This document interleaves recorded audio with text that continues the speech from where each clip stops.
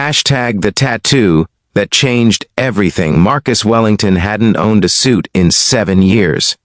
The clothes on his back, a faded army jacket 2 sizes too large and jeans worn thin at the knees, were all he had when he walked through the gates of the Naval Academy that bright May morning.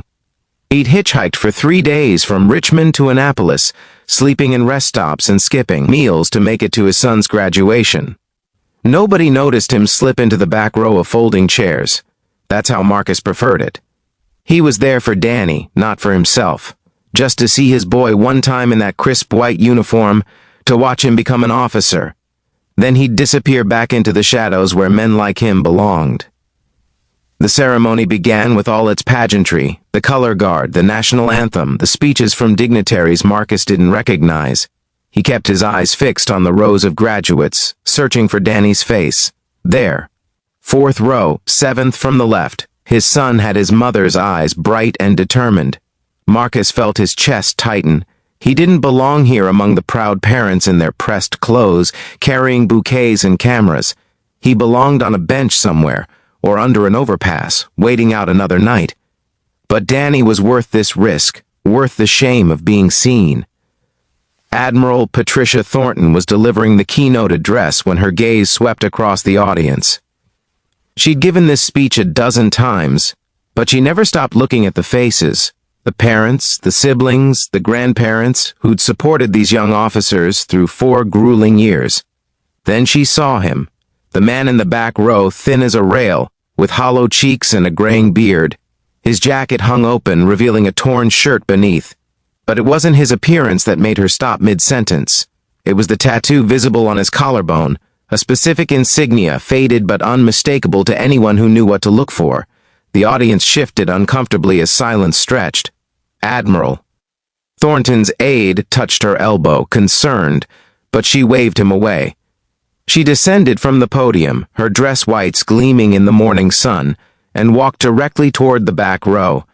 Marcus's instinct was to run. An admiral approaching meant trouble, meant questions about why someone like him was here. He started to rise, but her hand gestured firmly for him to stay seated. That tattoo, Admiral Thornton said quietly, kneeling beside his chair with a grace that seemed impossible for someone of her rank. Dev Gru, Team 6, when did you serve? Marcus's throat went dry. He hadn't spoken about his service in years. 2007 to 2011, ma'am. 3 deployments. The Admiral's eyes were sharp, assessing. Operation Neptune Spear? He nodded once, barely perceptible. That mission, the one the world knew about, the one that had made headlines, had been the beginning of his end.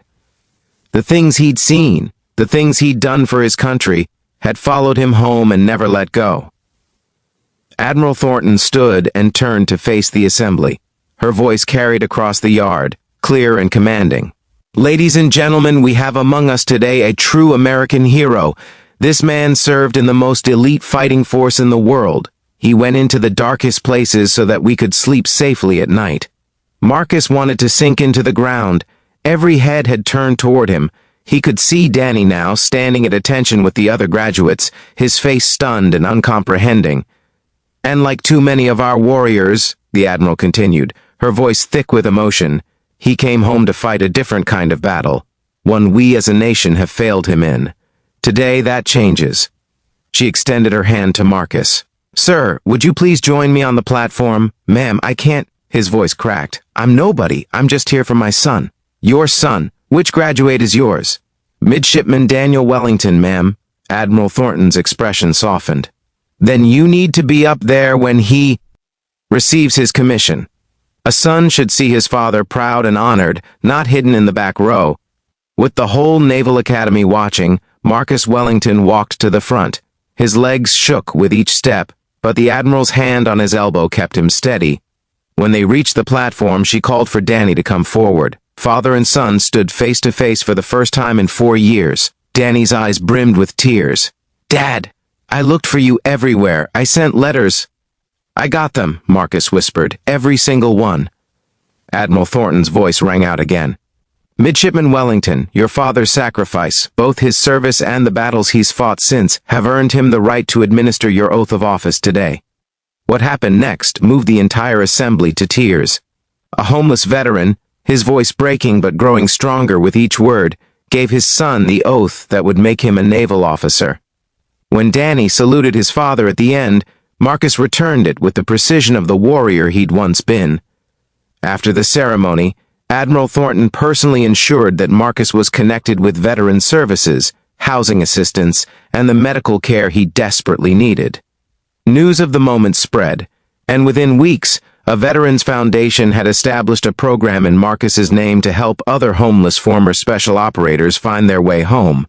But for Marcus, the real miracle was simpler. When Danny graduated, his first act as a new ensign was to walk his father, not away from the ceremony, but into it, into his life, into a future neither of them thought possible when the day began.